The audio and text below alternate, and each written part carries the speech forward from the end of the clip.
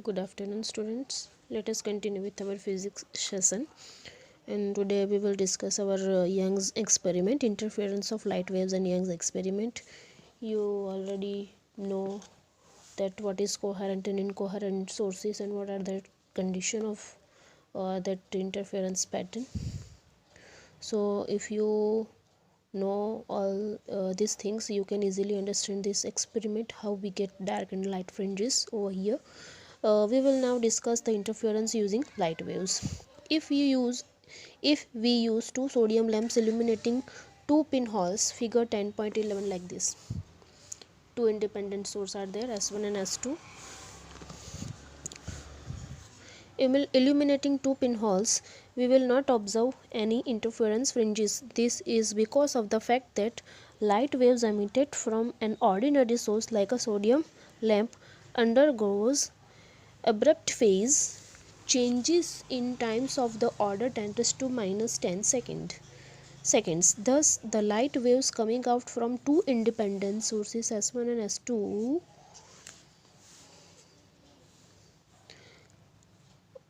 Thus, the light waves coming from two independent sources of light will not have any fixed phase relationship and would be incoherent. When this happens, as discussed in the previous section, the intensity on the screen will add up. Okay, if we take two independent sources S1 and S2, we will not get any interference pattern. We will not get light and dark bands over here. So if we get this type of interference pattern, we want coherent sources, as as we discussed in our previous lecture. Omega same होना चाहिए. Okay, सो अगर हमने ऐसे कोई दो independent source sodium lamp जैसा कुछ ले लिया, ऑर्डिनरी सोर्स ले लिया, तो यहाँ पे आपको कोई भी पैटर्न नहीं मिल रही है. The British physicist Thomas young used N ingenious technique to lock the phase of the waves emitting from S1 and S2. उन्होंने क्या कर दिया, S1 और S2 का इंडिपेंडेंट सोर्स नहीं लिया, उन्होंने एक ही सोर्स ले लिया S, और क्या कर दिया, एक दो पिन होल्स S1 और S2 ले लिया. अगर एक ही सोर्स यहाँ से भी पास हो रहा है, यहाँ से भी यही लाइट वेव पास हो रहा है, तो दोनों की वेवलेंथ भी सेम होगी, क्योंकि एक ही सोर्स में से दोनों आ रहे हैं. और यहाँ पे हमको इंटरफेरेंस पैटर्न मिल रही है. समझ में आ रहा है? यहाँ पे दो अलग अलग independent sources S1 and S2, दो इंडिपेंडेंट सोर्सेस है. यहाँ पे ऐसा नहीं है, एक ही सोर्स है. ठीक है, जैसे क्या किया हुआ है पता है आपको, ऐसा कुछ है वहाँ पे, मैं आपको यहाँ पे दिखा रही हूँ. अगर एक सोर्स S है, फिर यहाँ से उन्होंने क्या कर लिया, ऐसे दो होल्स यहाँ पे हैं. This one is S1 and this one is S2. तो यहाँ से ही सोर्स यहाँ पे जा रहा है, लाइट वेव्स यहाँ पे एमिट हो रहे हैं, और यहाँ से ऐसे इंटरफेरेंस पैटर्न मिलेगी, क्योंकि यहाँ पे दोनों लाइट वेव्स की फ्रीक्वेंसी वेवलेंथ दोनों सेम है. तो यहाँ पे स्क्रीन पे आपको क्या मिलेगा, dark dark dark dark dark dark dark. तो ये दो डार्क के बीच में लाइट फ्रिंजेस, ये दोनों डार्क फ्रिंजेस के बीच में लाइट फ्रिंजेस, ऐसे ही आपको इंटरफेरेंस पैटर्न मिल रही है यंग्स एक्सपेरिमेंट में. तो यहाँ पे दो इंडिपेंडेंट सोर्स नहीं है, यहाँ से ही लाइट वेव यहाँ से पास, दोनों में से पास हो रहे हैं, और ये दोनों के बीच का डिस्टेंस जो भी होता है ये वाला बहुत कम होता है, वो भी यहाँ पे बोला गया है. The British physicist Thomas young used N ingenious technique to lock the phase of the waves emitting from S1 and S2. He made two pinholes S1 and S2 very close to each other on an opaque screen, figure 10.12a. These were illuminated by another pinholes that was in turn lit by a bright source. Light waves spread out from S fall on both S1 and S2. S1 and S2 then behave like a coherent sources. Why? Because they have same wavelength, same frequency and equal phase difference. Because light waves coming from S1 and S2 are derived from the same original source, that is S, and any abrupt phase change in S will manifest in exactly similar phase changes in the light coming out from S1 and S2। अगर S1 S में change हो रहा है तो वो दोनों S1 और S2 में भी आपको दिखाएगा changes. Thus two source S1 and S2 will be locked in phase, that is they will be coherent like the two vibrating needles in our water wave example. जैसे हमने ये 10 पॉइंट टॉपिक नंबर 10.4 में ये देखा था ना, वैसे यहाँ पे आपको मिल रहा है। ठीक है, वही बात यहाँ पे बोली गई है। तो ये उसका सेटअप है। ओके, अब हम यहाँ पे क्या देखेंगे कि ये जो भी डेरिवेशन है कहाँ कैसे मिल रहा है कि S1P और S2P minus S1P is equal to n lambda लिया गया, बिकॉज यू नो दैट अगर आपको कंस्ट्रक्टिव इंटरफेरेंस चाहिए, कंस्ट्रक्टिव इंटरफेरेंस अगर आपको चाहिए तो आपको क्या लेना पड़ेगा, delta x is equal to n lambda. चलो, जैसे हमने आगे भी देखा था delta x is equal to n lambda. तो यहाँ पे मैं आपको वो पूरा दिखा रही हूँ कैसे हो रहा है, व्हाट इज़ एक्चुअली हैपन। तो एक सोर्स ये S है,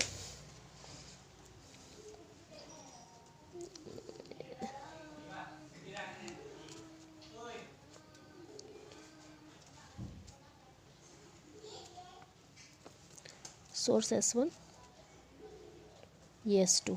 ठीक है, और यहाँ पे क्या है, स्क्रीन GG डैश है। ठीक है, स्क्रीन है आप यहाँ पर मिडल पे एक ब्राइट स्पॉट बन रहा है, फिर क्या हो रहा है, डार्क स्पॉट बन रहा है, फिर थोड़ी देर बाद ये डार्क होगा। मतलब यहाँ पे आपको लाइट डार्क इंटरफेरेंस पैटर्न मिल रही है। समझ में आ रहा है। एट पॉइंट O अगर मैं O की बात करूँ तो जो भी लाइट वेव है S1 और S2 में से निकल रहा है वो दोनों ने सेम डिस्टेंस, समझ लो सेम डिस्टेंस ट्रैवल किया है यहाँ O तक पहुँचने के लिए। तो मैं पाथ डिफरेंस जो डेल्टा x हम बोल रहे थे S2O minus S1O is equal to क्या लिख सकती हूँ, 0 लिख सकती हूँ। समझ में आ रहा है। लेकिन अगर मुझे यहाँ पे कोई ब्राइट, यहाँ पे मान लो आर्बिट्रेरी पॉइंट मैंने P ले लिया, अब यहाँ पे क्या कौन सी फ्रिंजेस बन रही है, दो डार्क के बीच की ये लाइट फ्रिंजेस बन रही है, मतलब ब्राइट लाइट, मतलब लाइट तो नहीं बोल सकते, ब्राइट फ्रिंजेस बन रही है। तो ये ब्राइट फ्रिंज है। ठीक है, S1 ने इतना डिस्टेंस ट्रैवल किया, S2 ने यहाँ तक पहुँचने के लिए इतना डिस्टेंस ट्रैवल किया। समझ में आ रहा है। ये डिस्टेंस है हमारा from this centre point x, ये हमारा डिस्टेंस है x।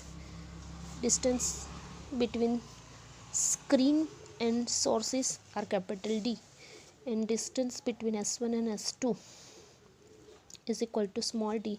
तो अगर इतना डिस्टेंस में बोलूँ यहाँ से यहाँ का, तो ये d/2 हो जाएगा, और यहाँ से यहाँ का भी d/2, मतलब ये पूरा तो d/2 में डिवाइड हो जाएगा। ये पॉइंट है हमारा Q और ये हमारा पॉइंट है R। ठीक है, चलो तो हाँ, और बराबर समझना, अगर लाइट सोर्स आ रहे हैं, सोर्स आ रहा है, ठीक है, साइमल्टेनियसली अगर वो आ रहे हैं दोनों, अगर वो फेज़ में हैं, दे आर इन फेज़, अगर सोर्स ऐसे आ रहे हैं, if they are in phase, ऐसा कुछ फेज़ में है, तो स्क्रीन पे आपको क्या मिलेगा, कंस्ट्रक्टिव इंटरफेरेंस मिलेगा।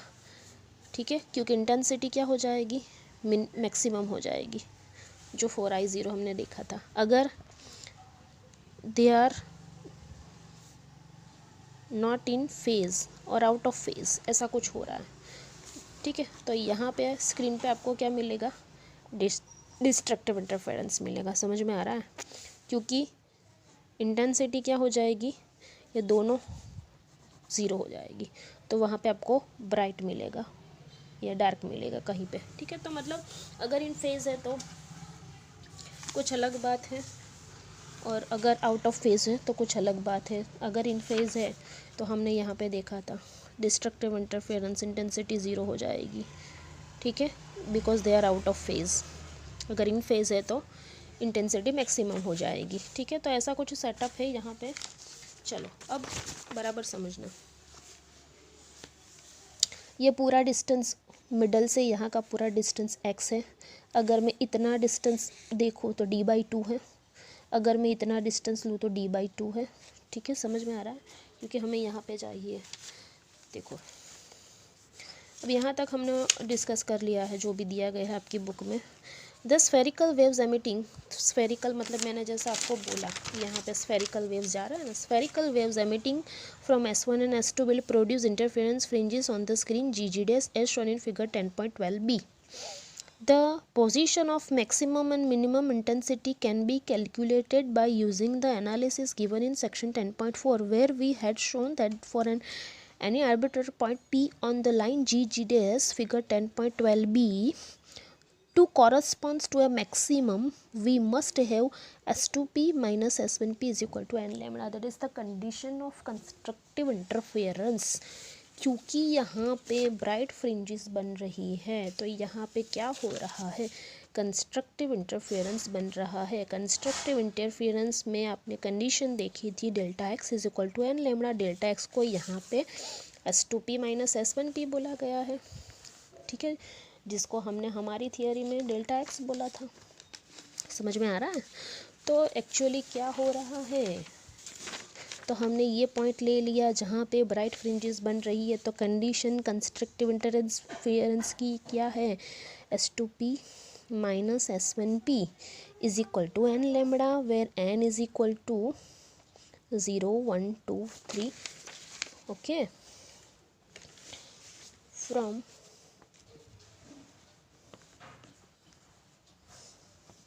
triangle S2RP, triangle S2RP, S2RP, ये ट्राइंगल को मैंने यहाँ पे ड्रॉ कर दिया है। Distance between S2R is capital D and P2R is equal to x plus D/2, PR is equal to x plus D/2. So we can write here x plus D/2. From right angle triangle we can write S2P whole square hypotenuse is equal to S2R whole square plus PR whole square. If S2R is equal to D, we can write D square. PR is equal to x plus D/2, we can write x plus D/2 whole square, which is equation number 1. Now what is S1P? Here actually we are going to find out the value of S2P and S1P, okay. Now from triangle S1QP,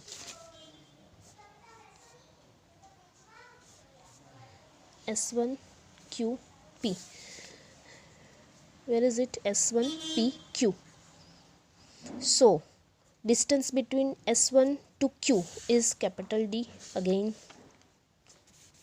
and distance between point P and Q, that is total distance is x and this one is D/2. So if we want this distance, we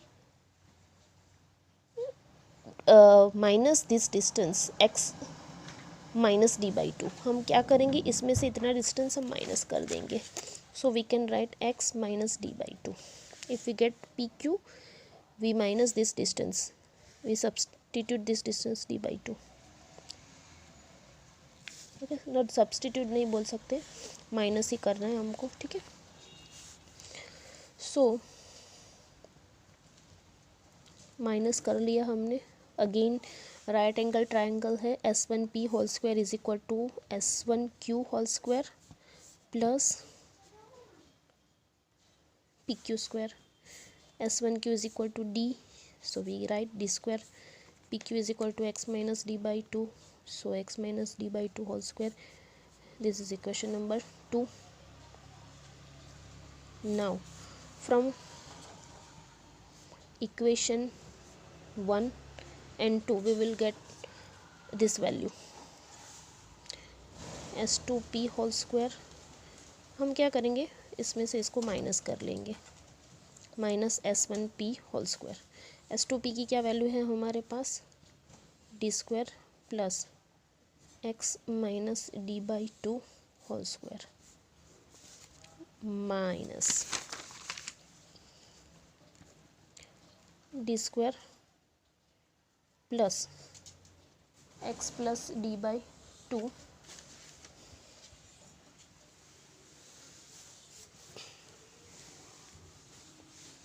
sorry s2p यहाँ पे plus है ना, s2p whole square that is D square plus x plus D by 2 and s1p that is x minus D by 2 whole square which is given over here.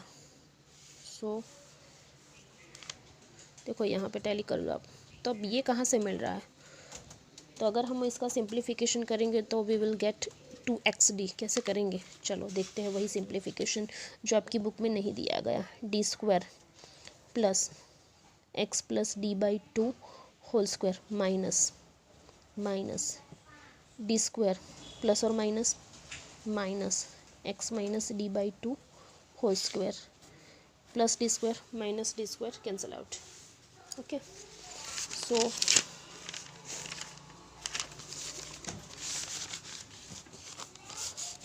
ऐसे ही continue करेंगे तो आपको ज़्यादा इजी रहेगा.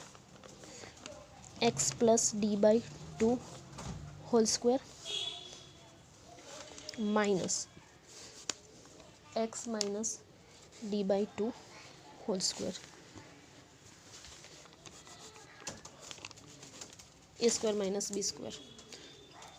क्या है, A square minus B square, A plus B A minus B, A plus B A minus B. चलो हम ए प्लस बी कर देते हैं पहले, तो कोई भी साइन चेंज नहीं होगी.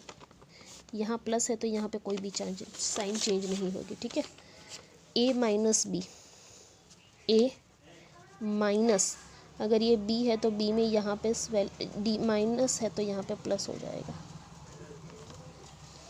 ठीक है, plus D by 2 minus D by 2 cancel, x plus x 2x plus x minus x cancel, D by 2 that is d, half half half 2 D by 2 2 cancel हो जाएगा तो d रह जाएगा. ठीक है, सो 2xd ऐसे आया, किसकी वैल्यू आई, s2p square minus s1p whole square that is 2xd.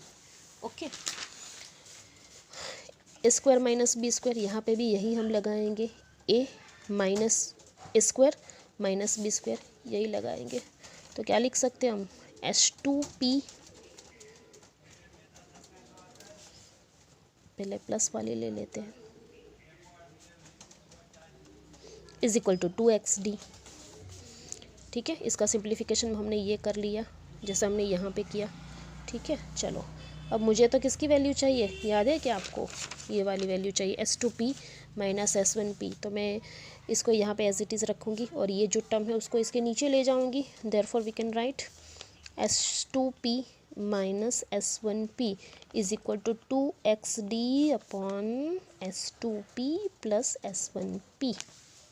Okay, so ये हमें यहाँ पे मिल गया. ओके, अब क्या हो रहा है बराबर समझना.